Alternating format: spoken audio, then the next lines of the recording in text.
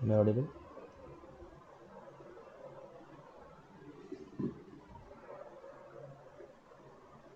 Hello. Yes, audible भाई.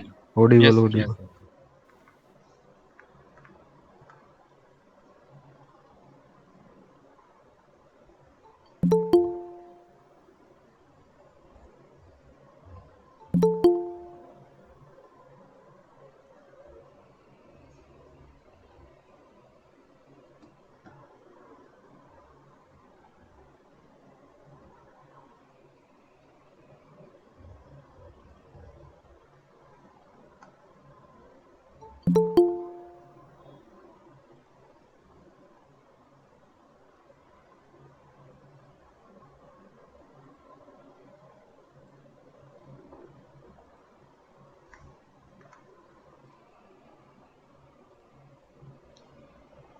The screen is also visible, right? Yes.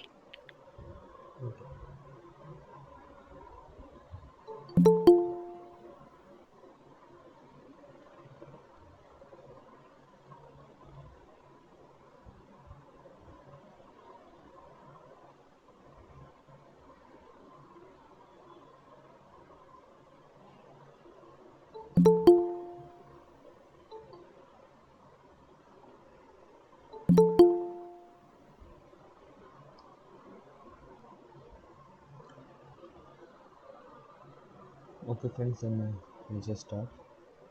So, as you know, my name is Abhay Kumar Singh, and in 5 years of preparation, finally I got recommended 2 times.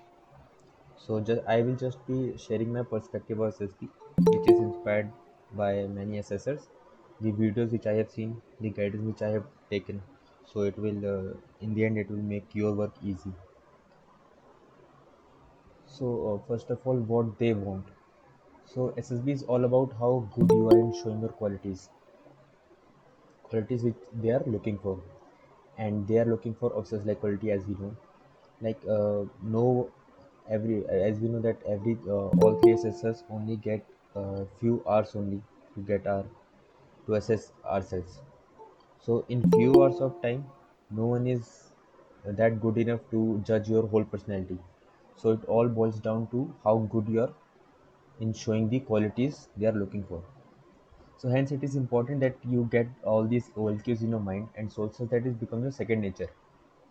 अगर सोते वक्त भी कोई तुमसे पूछ रहे OLQ तो तुम्हें पता होना चाहिए, क्योंकि इन दी एंड वो वही देख रहे हैं, उसी पे तुम्हें ग्रेड मिलेंगे, मार्क्स मिलेंगे. Refrain from committing mistakes. You may perform less, that is fine, as you would be getting some points. But if you do mistakes, you'll not be getting any points. तो it's like CBSE paper. अगर आप थोड़ा भी attempt कर रहे हो तो आपको उसके मार्क्स मिल जाएंगे, बहुत ज़्यादा अच्छे से अटेम्प्ट करते हो तो बहुत अच्छे मार्क्स मिलेंगे, लेकिन अगर आपने गलती करी तो वहाँ पे के नंबर कम होने शुरू हो जाते हैं. तो that is not a thing which we want. So officers like quality, as we know there are 15 qualities, और ये 4 फैक्टर में कैटेगराइज्ड होते हैं. First is organising and planning, which is very important for the officer. Social adjustment, how well you dwell with people, क्योंकि defence में हमें पता है काफ़ी अलग अलग लोग आते हैं वहाँ पे. Social effectiveness, how effective you are in a group. And dynamic nature. So among these, few are highly trainable while others are least. इसका मतलब ये है कि जैसे अपना स्टेमिना एक क्वालिटी है, ऑफिसर के अंदर होना चाहिए, लेकिन अगर तुम मोटे हो तो भी तुम्हें उस मोटे होने के लिए बाहर नहीं निकालते, बिकॉज दे नो ट्रेनिंग के साथ तुम्हारा फैटनेस भी चले जाना है और तुम्हारा स्टेमिना भी बिल्ड हो जाना है. सो वो एक हाईली ट्रेनेबल क्वालिटी है. बाकी if you talk about cooperation, अगर तुम कोऑपरेटिव नहीं हो अभी तक, 20-22 साल के हो गए और तुम कोऑपरेटिव नहीं हो, तो वो कुछ जितना भी ट्रेनिंग दे के, मतलब 1 साल की ट्रेनिंग में तुमको ज़्यादा कोऑपरेटिव बना नहीं सकते. तो वो एक क्वालिटी है जिसके अंदर वो ज़्यादा वो नहीं करना चाहेंगे, कॉम्प्रोमाइज़ नहीं करना चाहेंगे. So we getting another perspective. Here is one officer, you know all the name.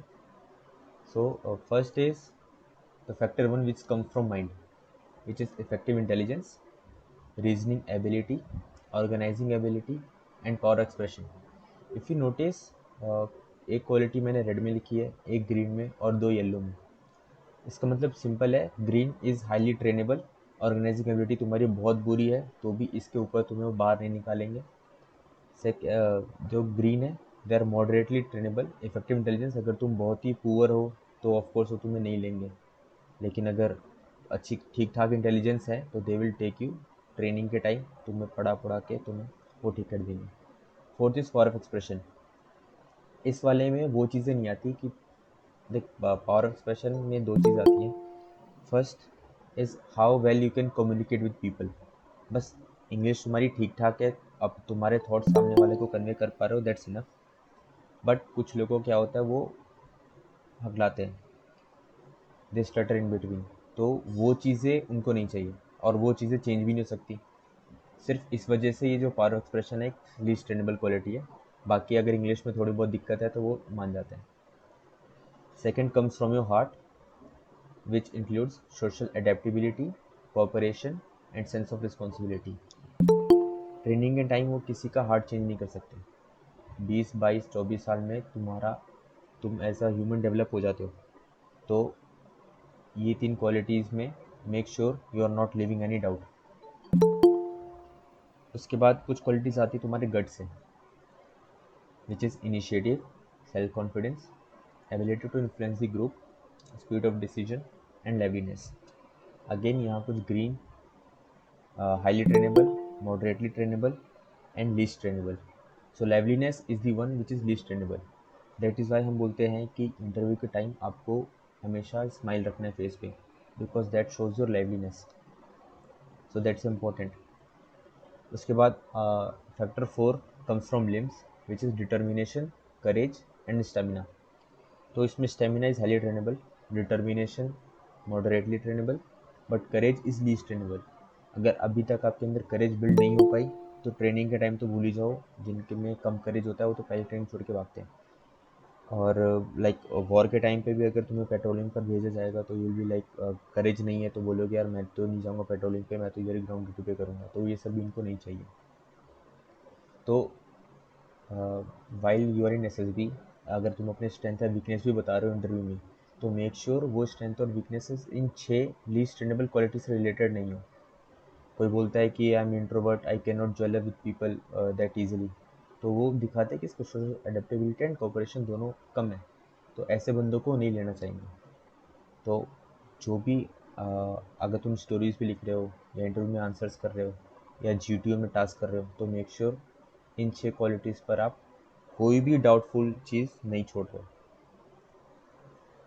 Now let's come to this score in SSB. So scoring in SSB, every assessor gets 225 marks. Psychologist के पास भी, IU के पास भी, जीटो के पास भी, totally 675। And ये तीनों आपस में डिस्कस नहीं करते बिफोर द कॉन्फ्रेंस।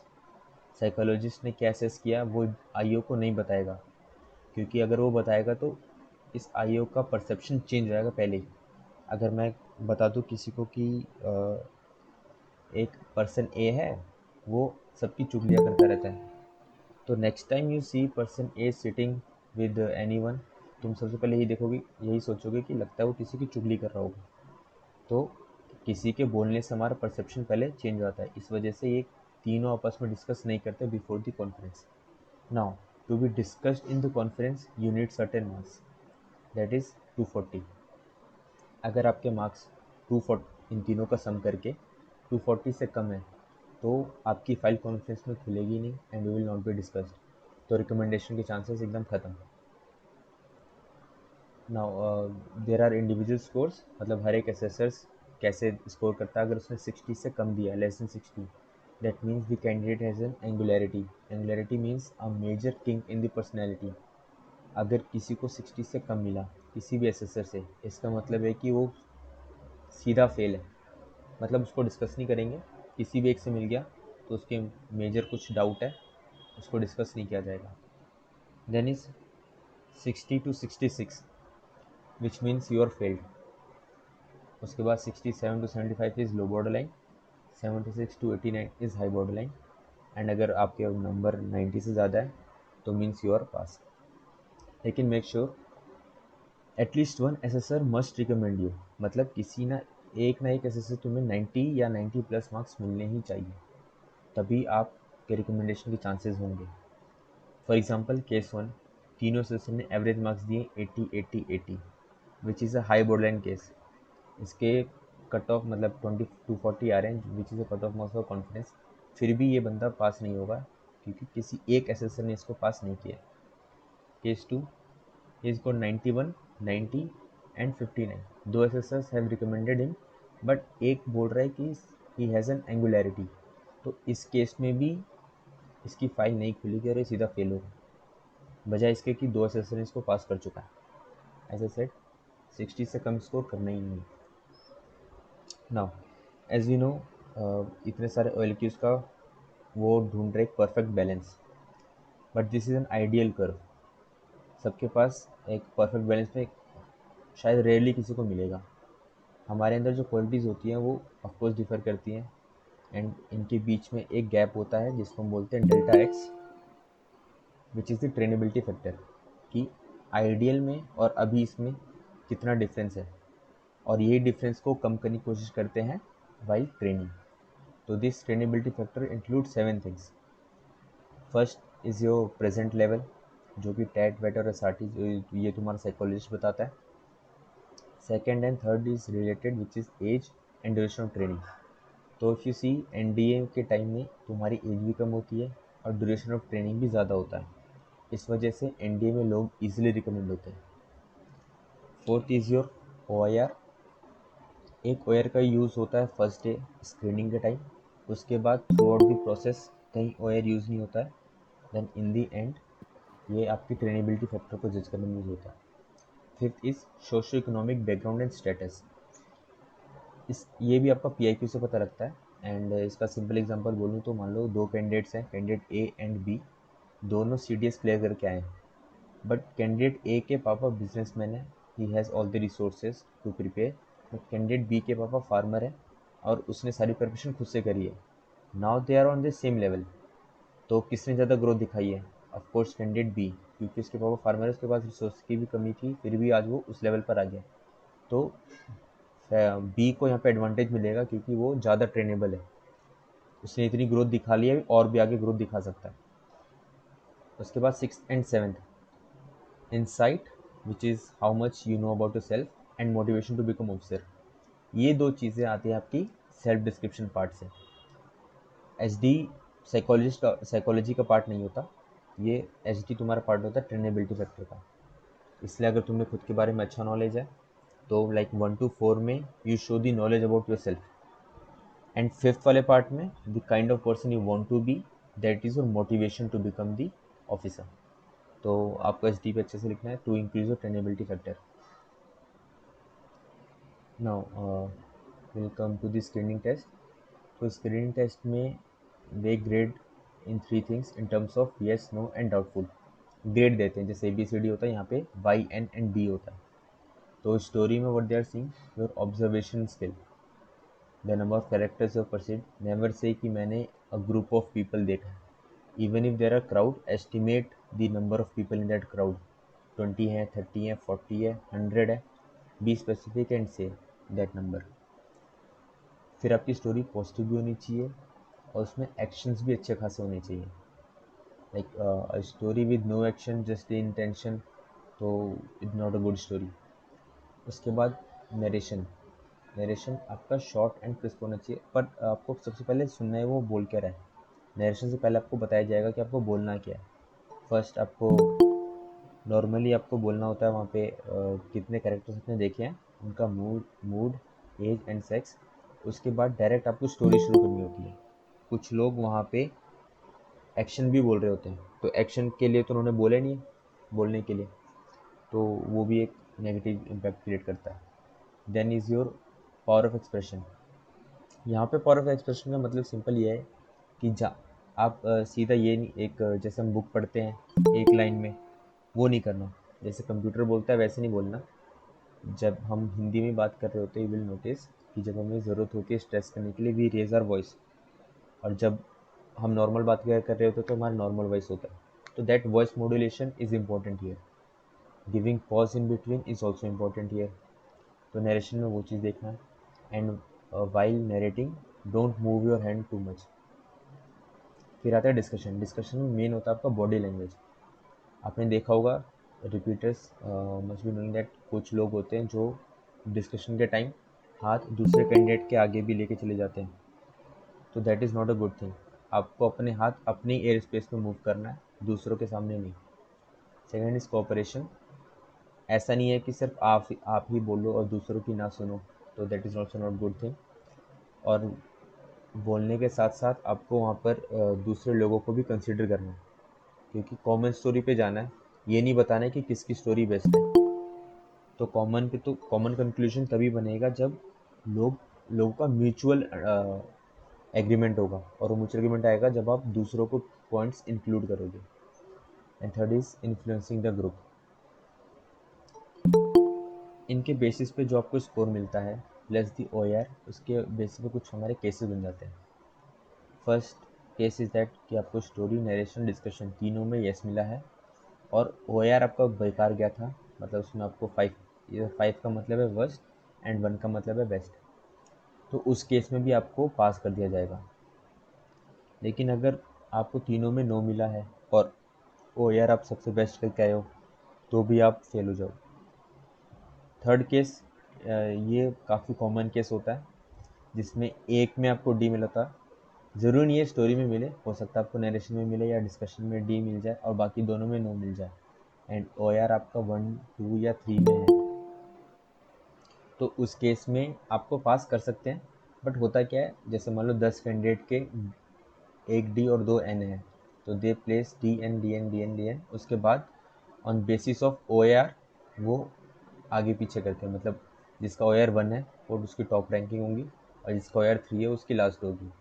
अब अगर, क्योंकि हमें पता है एकोमोडेशन में लिमिट होती है, जैसे कपूरथला में मान लो सिर्फ 20 लोग ही जा सकते हैं, तो अब 2 सीटें बची हैं। अब 2 सीटों में वो दो कौन होंगे जिनका ओ आर अच्छा होगा, भले ग्रेड सेम हो बट ओ आर अच्छा होगा, तो वो वाले स्क्रीन हो जाएंगे। तो this why O R is very important, daily practice करनी चाहिए इसकी। फोर्थ केस इज आपका स्टोरी और नरेशन दोनों अच्छा था, जीडी में आपको टाइम नहीं मिला, डायरेक्ट एंट्री थी, या फिर ग्रुप कुछ ज़्यादा ही ओवर पावरिंग था, कोई किसी की सुन नहीं रहा, तो उस केस में आपको नो मिल गया। वहाँ भी एक्चुअली सबको नो मिलता है।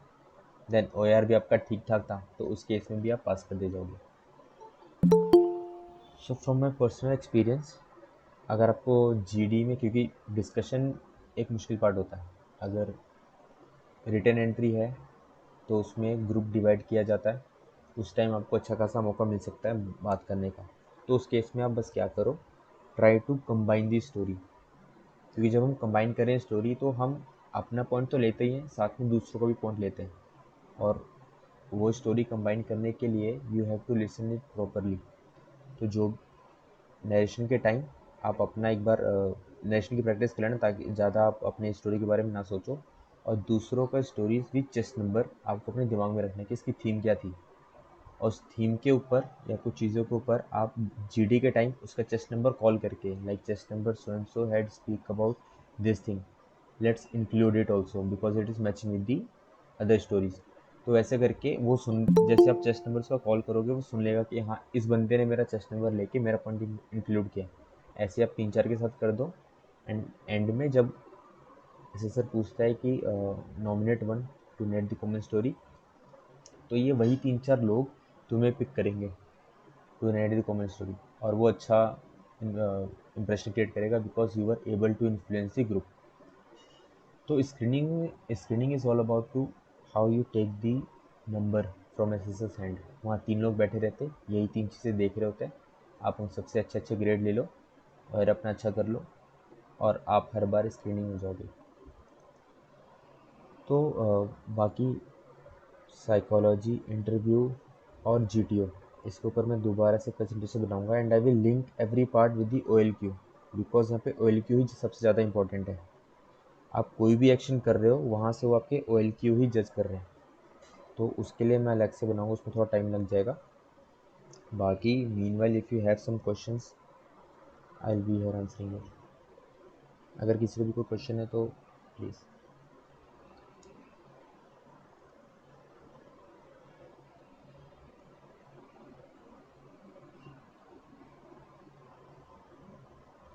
How to get sir screening while in direct entry?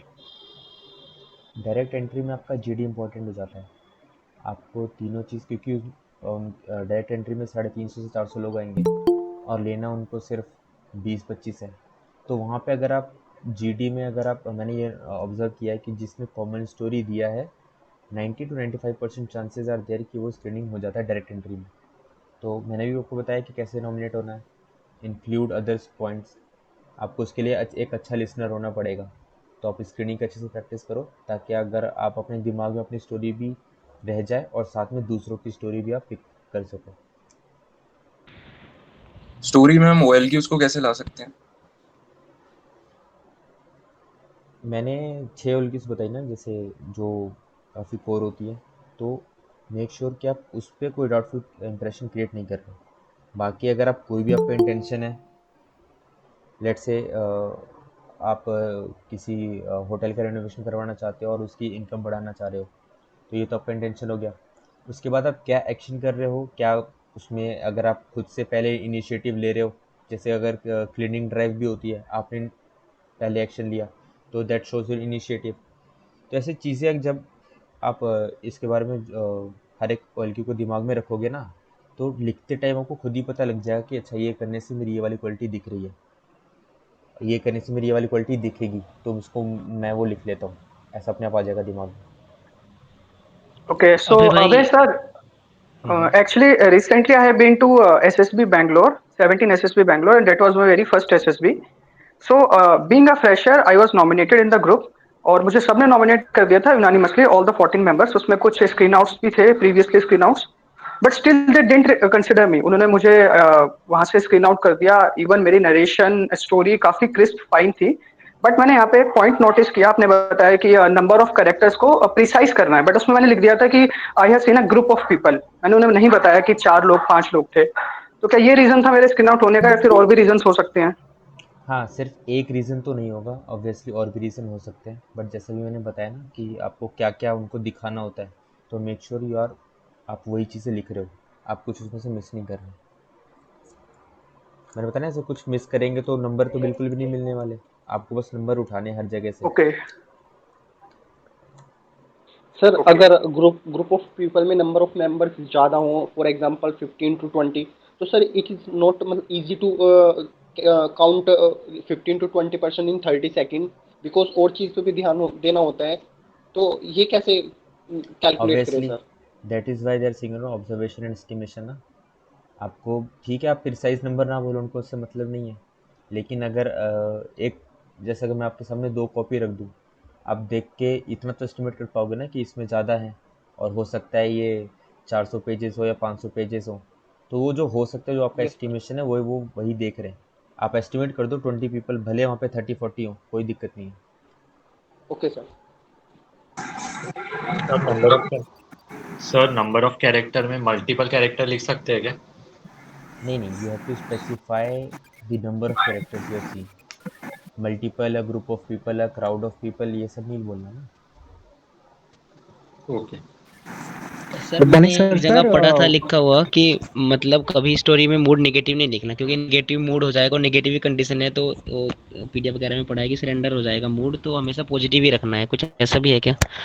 आपके हीरो का मूड हमेशा पॉजिटिव होना चाहिए। अगर हो सकता है पीपीटीडी की स्टोरी में आपको कोई ऐसा रोता हुआ कैरेक्टर मिल जाए, तो उसको ज़बरदस्ती पॉजिटिव नहीं करना। वहीं पे आपका ऑब्जर्वेशन स्किल काम आता है ना। अगर आप ज़बरदस्ती उसको पॉजिटिव कर रहे हो, तो आपको पता है, वो जो असेसर होता है उन्होंने भी देखा होता है पिक्चर, तो देख लेंगे कि इसका ऑब्जर्वेशन स्किल ही ज़ीरो है।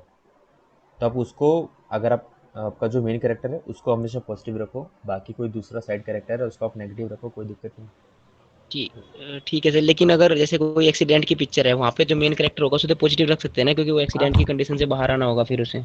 वही मैं बोल रहा हूँ, हीरो हमेशा पॉजिटिव होना चाहिए। अगर हीरो ही नेगेटिव हो गया तो एक्शन क्या करेगा। बाकी लोगों को आप नेगेटिव रखो, मतलब अगर कोई एक ठीक दो है सर, नेगेटिव दिख थैंक रहा है यू। उसको रख सकते हैं। ठीक। तो फिर सर इस sir, केस में फिर मूड के क्या लिखेंगे, नेगेटिव की पॉजिटिव, क्योंकि हीरो का मूड तो हमेशा पॉजिटिव होता है। तो हीरो आपको वही चुनना है ना जो उसमें बेटर कंडीशन में दिख रहा हो। जो रोता हुआ बंदा तो है उसको आप फिर हीरो बनाओ ही मत। तो फिर मूड फिर नेगेटिव फिर स्टोरी का कब लिखना पड़ेगा फिर? नहीं, अब जैसे एक्सीडेंट हुआ या मान लो कि वहाँ पे एक डेड बॉडी पड़ी हुई है, उसके सामने कोई रो रहा हुआ बंदा है, तो अब उसके मान लो उसके अंकल हो या कुछ भी हो उस बंदे के, तो ऑफ कोर्स डेड पे होने पे वो रोएगा ही। लेकिन तुम उन दोनों में से किसी को अपना हीरो मत बनाओ ना, और भी साथ ओके। साथ में बंदे होंगे उनको बना लो। ओके। सर मैंने एक जगह पढ़ा था कि OIR जो होता है वो 70% होता है डे 1 का। तो ये ट्रू है कि या we should focus on PPDT more as compare to OIR? नहीं, हम we have to be balanced. ऐसे नहीं होना कि ओआर को छोड़ दो बाकी सब में अच्छा अच्छा कर लो, ऐसा भी नहीं रखना। लेकिन अब ये चीज़ है कि जिसका ओआर 1 या 2 होता है वो हार्डली स्क्रीन आउट होता है अगर उसने मेजर कोई गलती करी है बाकी 3 चीज़ों में, तो इसलिए आपको ओआर बेस्ट रखना है। सर OIR का सिलेबस क्या है वैसे? क्या टॉपिक्स पे क्वेश्चन पूछते हैं?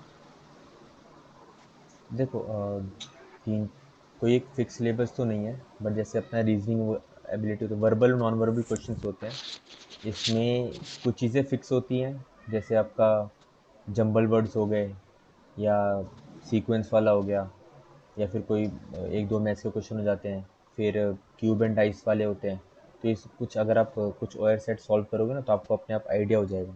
तो ओआर के लिए बस करना कुछ नहीं है, जितना ओआर सेट आपको मिल सके टेलीग्राम से, व्हाट्सएप से, टेक्स्ट बुक से, जहाँ से मिल जाए बस करते रहो। डेली का 1-2 सेट करो बस। और उसमें इंग्लिश वाले भी क्वेश्चन आते हैं क्या, जैसे CDS में आते हैं एक पेपर? कभी कभी आ सकते हैं, आजकल उन्होंने शुरू कर दिया है, लेकिन कोई वैसा वोकेबलरी वाला क्वेश्चन नहीं होता वो। और क्वांटिटेटिव एप्टीट्यूड के क्वेश्चन नहीं आते ना? कभी कभी आ सकते हैं।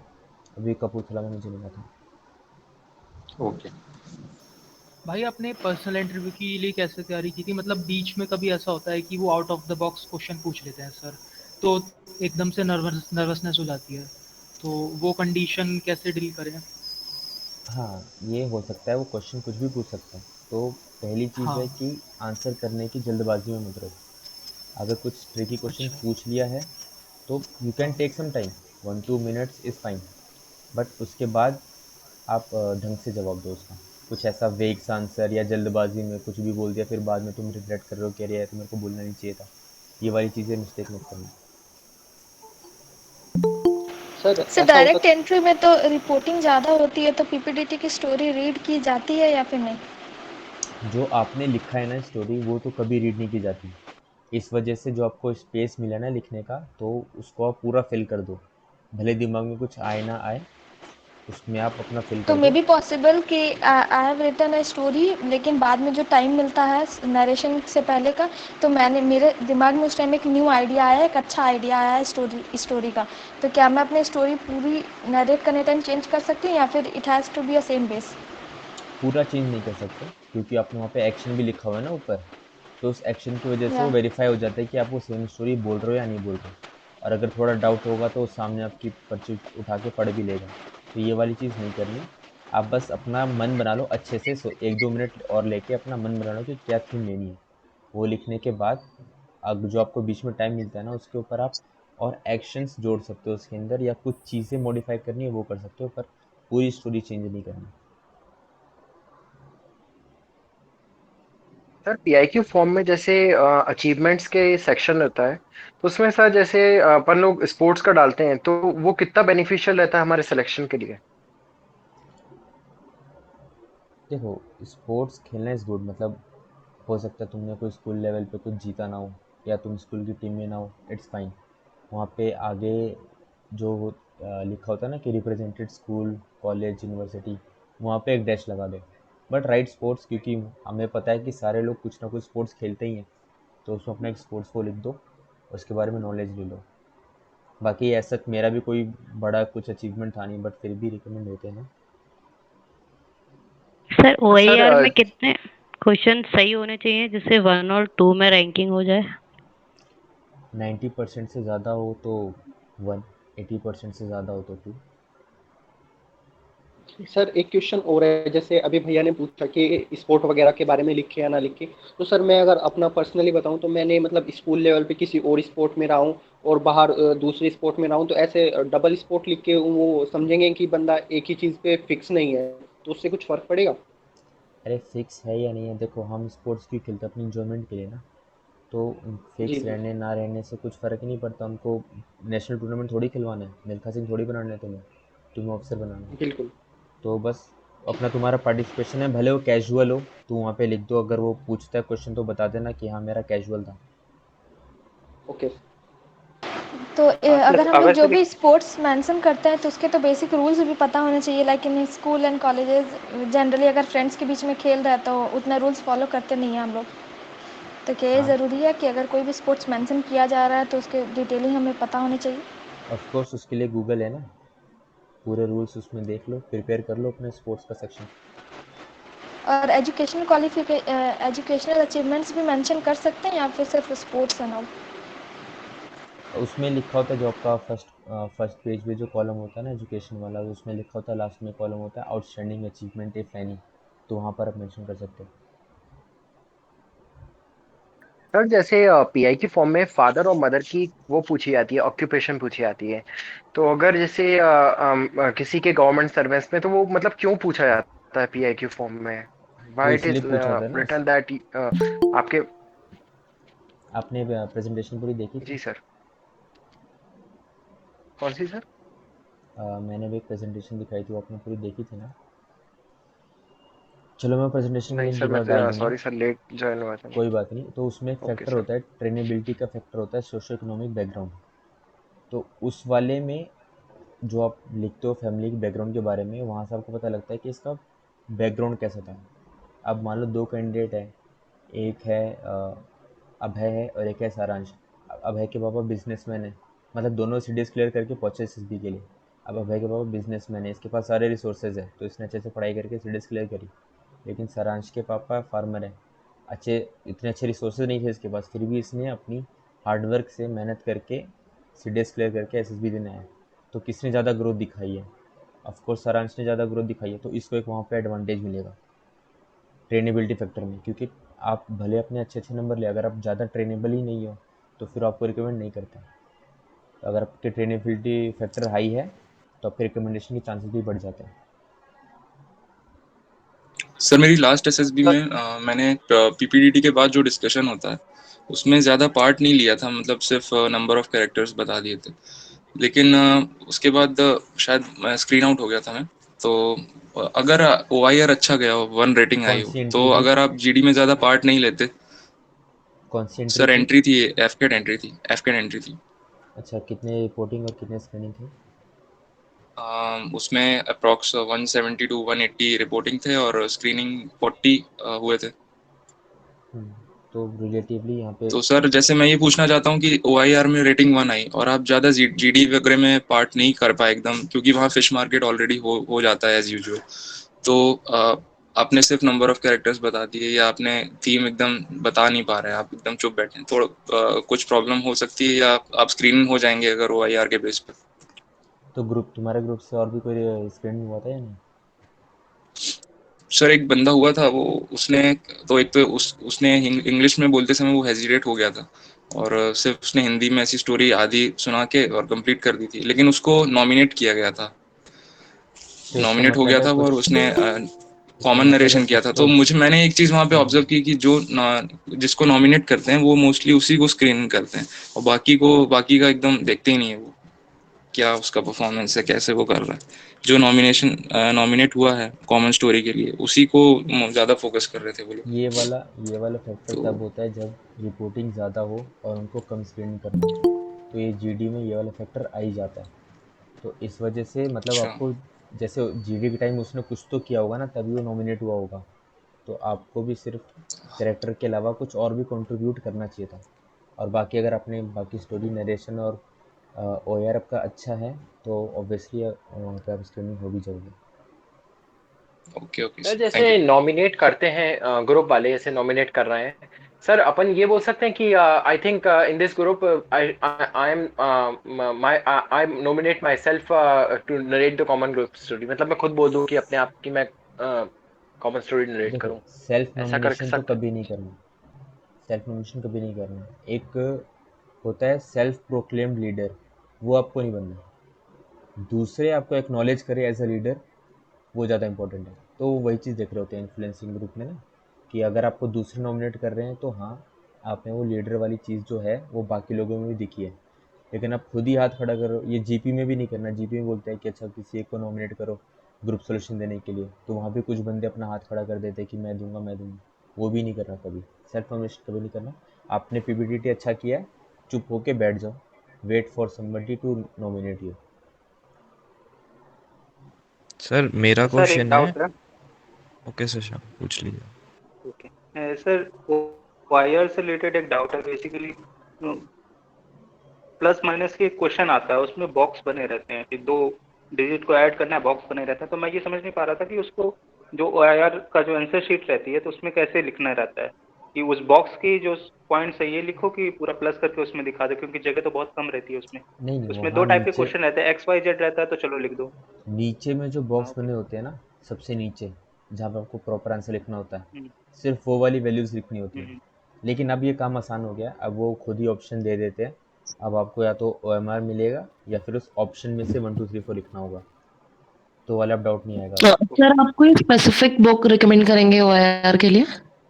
सी मैंने किसी स्पेसिफिक बुक से किया नहीं हो यार, तो आई कैन नॉट रिकमेंड। बाकी टेलीग्राम पे काफ़ी सारे ऐसे OR के सेट्स मिल जाते हैं, वहाँ से प्रैक्टिस कर लो, इट्स इनफ।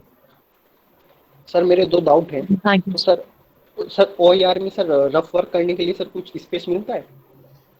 ऊपर साइड वो खुद बताएंगे कि ऊपर आपके साइड वाइड में जो स्पेसेस होते हैं वो आप यूज़ कर सकते हो। उसके अलावा कई बार ओके क्या सर। होता है, जैसे कपूरथला में उन्होंने एक्स्ट्रा शीट दे दी थी। कई जी जगह सर। आपको मिल सकता है, कहीं आपको नहीं मिलेगा, तो वही आपको जो स्पेस बचा हुआ है वो यूज़ करना है।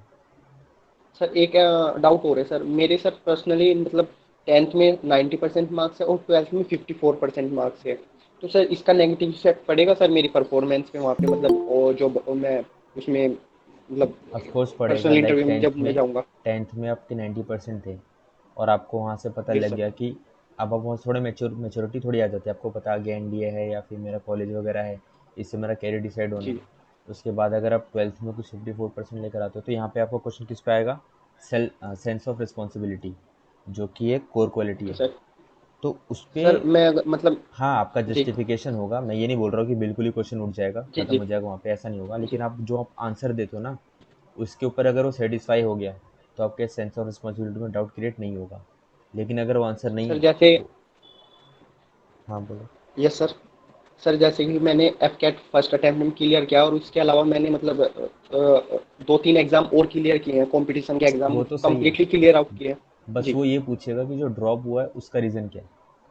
तो वो ओके रीज़न जो सर। आप दोगे कुछ सर्टेन, डेफिनेट, और मतलब ऐसा हो कि वो सेटिस्फाई हो जाए।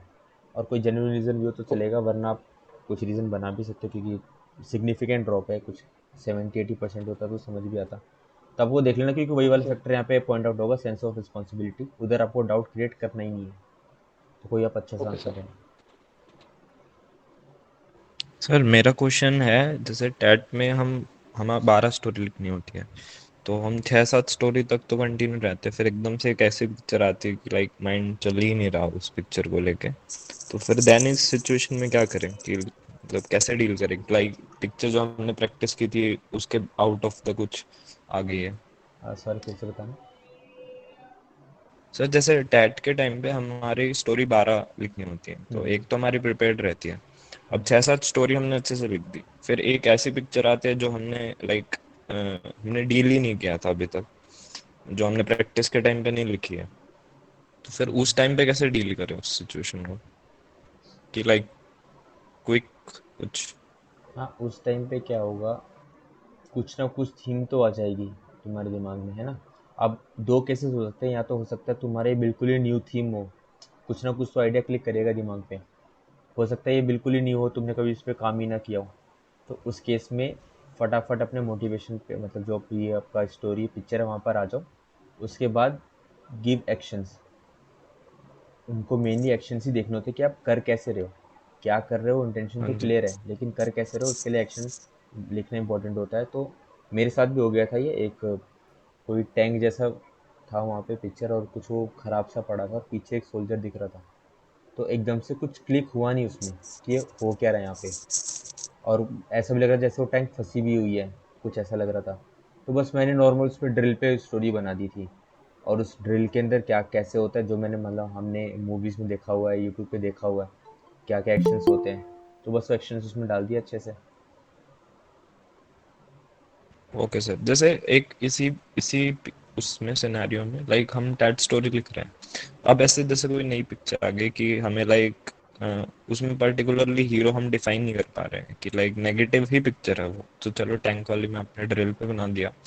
लाइक मेरे साथ में हुआ था, तो मेरे सामने पिक्चर ऐसी आ गई थी कि उसमें लाइक जीप थी और उसमें गन्स वगैरह दिख रही थी, और मतलब तो फिर ऐसे सिचुएशन में उसमें ना तो हीरो डिफाइन हो रहा था और फिर मैं उसमें फंस गया था, मतलब तो कोई उसमें कैरेक्टर नहीं दिख रहा एक्शंस भी था। हाँ। हाँ, तो तो ये भी एक अब टाइप। जीप के अंदर है, जीप के अंदर, हाँ, तो फिर उसमें आउट ऑफ द स्टोरी लाना चाहिए था मुझे, या फिर उसी में हाँ, कुछ। देखो ये भी एक टाइप की पिक्चर होती है जिसमें आपको कोई कैरेक्टर नहीं दिखाया जाता। ये मेरे साथ भी हुआ, यहाँ पे सिर्फ एक मेरे को एक कार्ड दिखाया था, बुल्ला कार्ड होता है ना, उसमें बुल लगे हुए नहीं थे, सिर्फ कार्ड था पीछे वाला, और पीछे कुछ झोपड़ी थी। तो उस वाले में आपको कैरेक्टर ऑफकोर्स बाहर से ही लाने, तो उसमें आप you are free to imagine a character. बाकी आप उसको जो सामने सिचुएशन दिया, अगर विलेज का बैकग्राउंड है या अगर जीप उसमें गन से मतलब कुछ मिलिट्री बैकग्राउंड है, तो उस बैकग्राउंड से रिलेटेड आपको कोई भी स्टोरी बना सकते हैं। सर जैसे आपने बताया ये बुल कार्ट वाली स्टोरी, इस पे आपने क्या स्टोरी बनाई थी? इस पे मैंने ट्रांसपोर्टेशन वाली स्टोरी बनाई थी कि विलेज में आजकल क्या होता है, ट्रांसपोर्टेशन के लिए ये थोड़ी दिक्कत है यहाँ पे, जो अपना बुल्लक कार्ट्स वगैरह वो भी आज भी यूज़ हो रहे हैं। तो इसका मेन कमी क्या था, आपके वहाँ पे ठीक से रोड्स नहीं थे।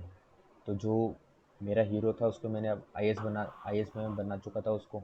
तो वहाँ पे बस वो अपना ये जो फाइल्स वगैरह होता है वो अपना अ, आगे वो फॉरवर्ड करता है रोड्स वगैरह के लिए। मीनवाइल वो अपने दोस्तों वगैरह से जो क्राउड फंडिंग होती है ऑनलाइन प्लेटफॉर्म से, वो लेकर एक वो ठीक ठाक सा रोड बना देता है।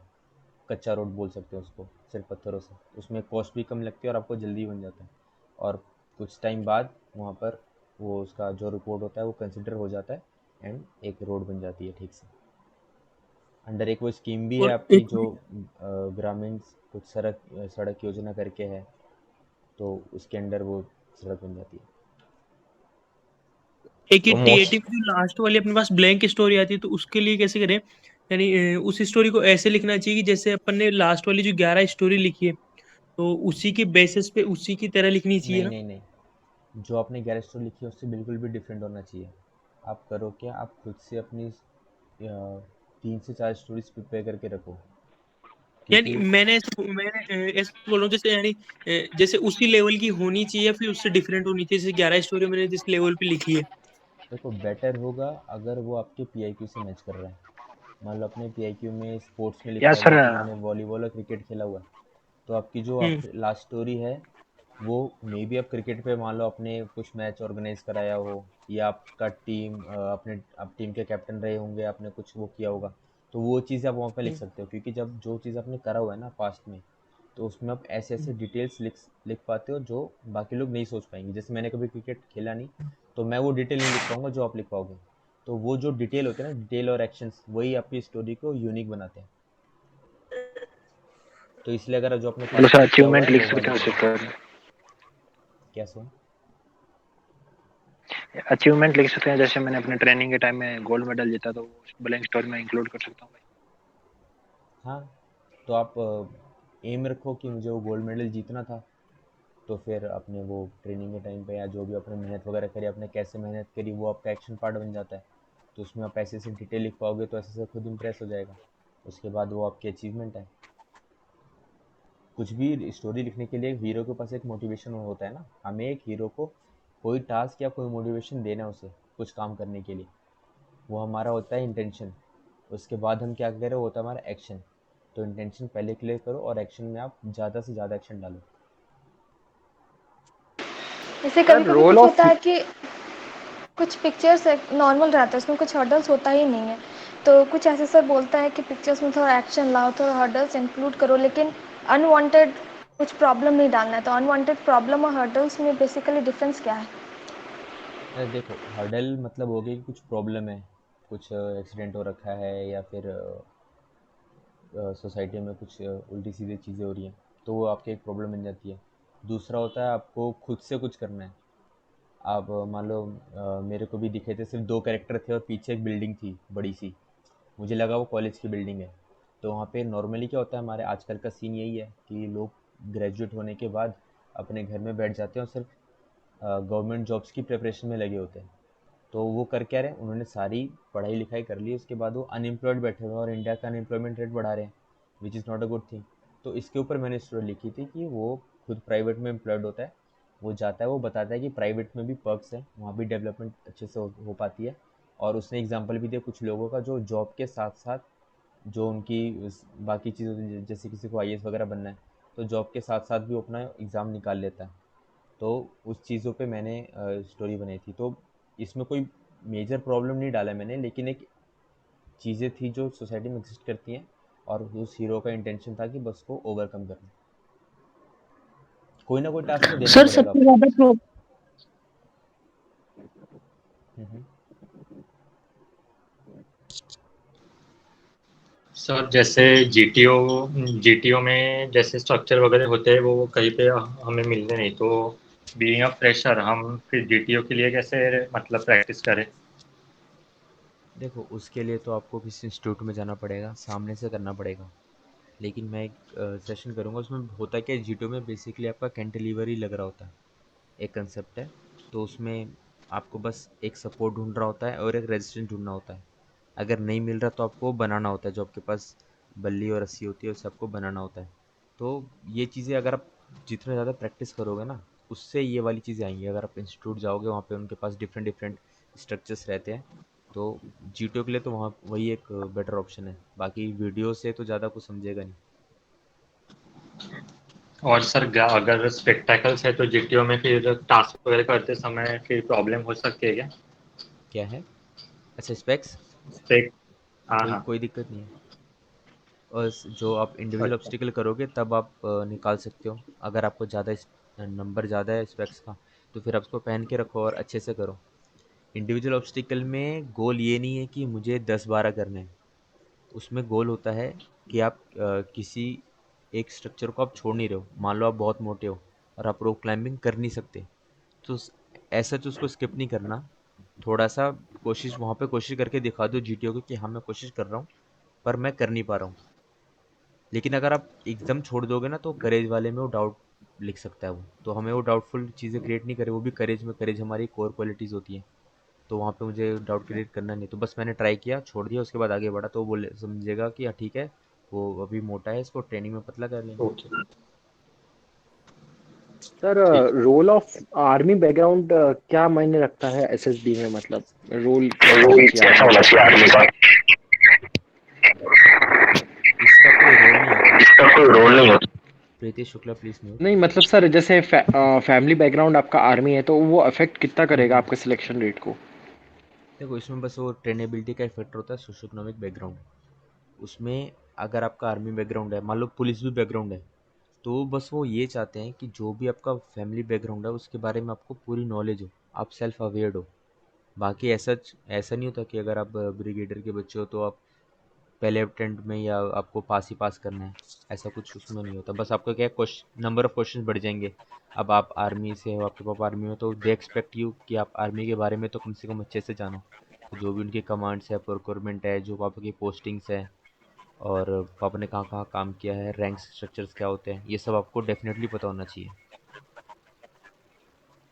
और एक मैं पूछ रहा था, जैसे अपने पीपीडीटी मान लो ना, पीपीडीटी में जो अपना जीडी होता है, तो अगर उसमें सभी की सिमिलर सी स्टोरी हो तो फिर उसमें डिस्कशन कैसे करें?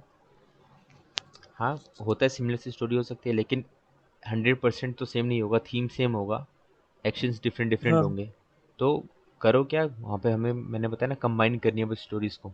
तो कुछ एक्शंस अपने में से लो, कुछ एक्शन चेस्ट नंबर 1 के लो, कुछ एक्शन चेस्ट नंबर 10 के लो। ऐसे 3-4 लोगों के कुछ कुछ एक्शन मिला के एक कंबाइंड स्टोरी बना लो।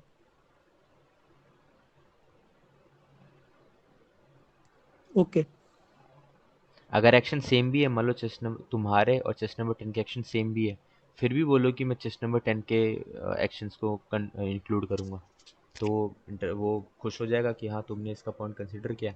फिर नॉमिनेशन के टाइम पे वो तुम्हें कंसिडर करेगा। Give support and take support. Sir YouTube videos में कई बार ऐसा देखा जाता है कि जो रिपीटर्स होते हैं वो ऐसा बोल देते हैं कि this is my last attempt, so please gentleman nominate me, और ऐसे करके मतलब बोल देते हैं कि लास्ट अटेम्प्ट में मेरा मुझे बोलना है, तो ऐसे करके। तो सर ये कुछ बेनिफिशियल है, अपन भी बोल सकते हैं ऐसा कुछ? नहीं, बिल्कुल भी नहीं। और ऐसा सुन के उसको नॉमिनेट भी मत कर देना, क्योंकि जब हम डिफेंस में जाने तो हमें इमोशंस वगैरह साइड में करके जाना है। तो जब तुम स्टोरीज वगैरह भी बना रहे हो ना, तो ज़्यादा फैमिली और इमोशन, फ्रेंड्स इमोशन के बीच में मत पड़ना। उनके रिवॉल्विंग स्टोरीज नहीं बनाओ, दूसरी स्टोरीज बना सकते हो।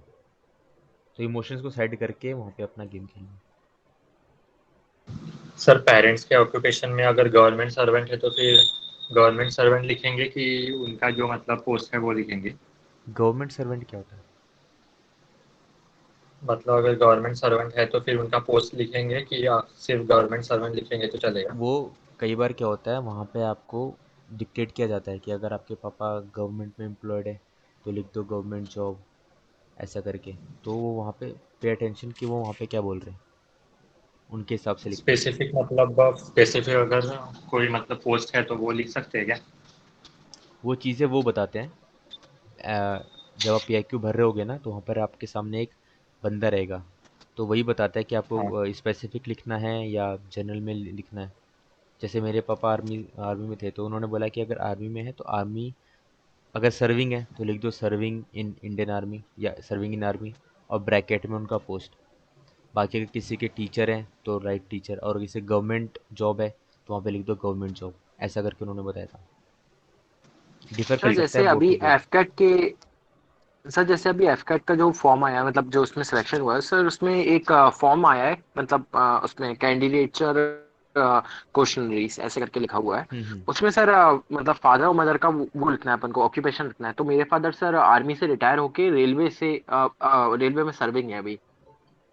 तो मैं कैसे लिखूंगा? दोनों पे टिक करना पड़ेगा फिर मेरे को, तो मतलब जैसे आर्मी करेंट भी ऑक्यूपेशन और लिखता हो, करेंट करंट ऑक्यूपेशन ऑक्यूपेशन। लिखो। और सर अगर जैसे, हाँ, पीआईक्यू में सर लिख सकते हैं कि army retired and later joined railways, ऐसे करके लिख सकते हैं ना सर? देखो स्पेस तो ज़्यादा होता नहीं है, बट फिर भी at the time of filling PIQ वहाँ पर एक बंदा रहेगा आपको बता गाइड करने के लिए। तो आप ये वाली चीज़ उससे क्लियर कर लेना। अगर वो बोलता है करंट, कई बार क्या होता है करंट ऑक्यूपेशन ही लिखना होता है, तो वहाँ पे आप जैसा वो बोले करंट लिखना है तो करंट लिख दो, दोनों लिखना है आप दोनों लिख दो, लेकिन उससे पूछ लेना, वहाँ क्लियर कर लेना। कई बार क्या होता है हम एड्रेस भी लिखते हैं यहाँ पे, तो हम सिर्फ प्लेस डिस्ट्रिक्ट एंड स्टेट लिख देते हैं। और अभी भोपाल में गया था, उन्होंने बोला कंप्लीट एड्रेस लिखो, तो ये डिफ़र कर जाता है PIQ फिल करते टाइम। तो कभी जल्दबाजी में PIQ फिल नहीं करना, और वो फील्ड बाय फील्ड बताते रहते हैं, तो उसके हिसाब से ही आप फिल करते रहना।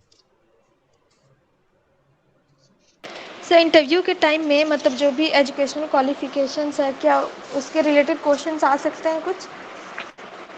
हाँ, आ सकते हैं। वो तो इंटरव्यू के ऊपर है। अगर तुम्हारा इंजीनियरिंग बैकग्राउंड है और उसका भी इंजीनियरिंग बैकग्राउंड है, फिर तो बहुत सारे क्वेश्चन आएंगे। और अगर तुम्हारा कुछ अलग बैकग्राउंड है, उसके बारे में उसको नॉलेज नहीं है, तो वो क्वेश्चन नहीं पूछेगा।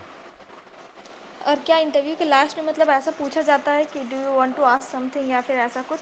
और अगर ऐसा पूछा जाता है तो मतलब हमें कुछ पूछना चाहिए उनसे, या फिर sir I don't want to ask something ऐसा बोल के एंड कर देना चाहिए? कोई जेन्युइन डाउट हो तो पूछ लो। कोई तुम्हें क्वेश्चन, मान लो SSB से रिलेटेड, हम सबको बहुत सारे कन्फ्यूजन होते हैं, तो वो अपना कन्फ्यूजन वहाँ पे क्लियर कर सकते हो कि क्या है सर, ऐसा मैंने सुना है, क्या ऐसा होता है। वहाँ पे चीज़ें पूछ सकते हो, कोई दिक्कत नहीं है। अगर नहीं भी पूछना है तो हाँ बोल दो, sir I don't want to ask anything. कोई ज़बरदस्ती नहीं है कि पूछना ही पूछना, ऐसा कुछ नहीं है। सर वैट में अगर कोई वर्ड का कुछ आ ही नहीं रहा है, समझ ही नहीं रहा है, तो स्किप करना है, कुछ भी लिख देना है वहां पर? नहीं नहीं, कुछ भी तो बिल्कुल नहीं लिखना, ब्लैंक छोड़ दो, दैट्स बेटर। नेगेटिव इंप्रेशन डालने नहीं है ना। ओके। सर मेरे वेट के रिस्पॉन्स में हर लाइक सेंटेंस मेरे वेट के वर्ड से शुरू होता है मोस्टली। जैसा कि कोई भी वर्ड है तो वो वर्ड से ही शुरू होगा मेरा सेंटेंस। तो कोई प्रॉब्लम है या ठीक है? कोई दिक्कत नहीं है। बस ऐसा ना हो कि तुम हर वर्ड में 3 वर्ड रिस्पॉन्स लिख रहे हो, या कोई टेम्पलेट उसमें यूज़ कर रहे हो तो मतलब नहीं नहीं, हाँ जैसे नॉर्मल रिस्पॉन्स होते हैं लेकिन स्टार्टिंग मोस्टली वर्ड से शुरू होती है, उससे उसी उससे वर्ड कोई से। दिक्कत नहीं है। Okay, thank you. और वैट में ऐसा फैक्चुअल और इडियम फ्रेजेस वगैरह टाइप ऐसा लिख सकते, मतलब अगर कुछ दिमाग में नहीं आ रहा था, अगर उसके अलावा तो इडियम फ्रेजेस या ऐसा कुछ लिख सकते हैं क्या? लिख सकते हैं, लेकिन एक दो में लिखो, कोई दिक्कत नहीं है, ज़्यादा में मत लिखना। कुछ होते जैसे एंटोनिम यूज़ कर सकते हैं या नहीं, या कुछ लोग बिना वर्ड यूज़ किए सेंटेंस लिख देते हैं, या उससे रिलेटेड वर्ड पे लिख देते हैं, सिनोनिम पे लिख देते हैं। तो ये वाली चीज़ें अगर एक दो बार करते हो तो ठीक है, बार बार करते हो तो ठीक नहीं है। और सर वेट का जैसे जो रिस्पॉन्स है, जैसे जो आज हमने प्रिपेयर किया मतलब सॉल्व किया, 1 महीने बाद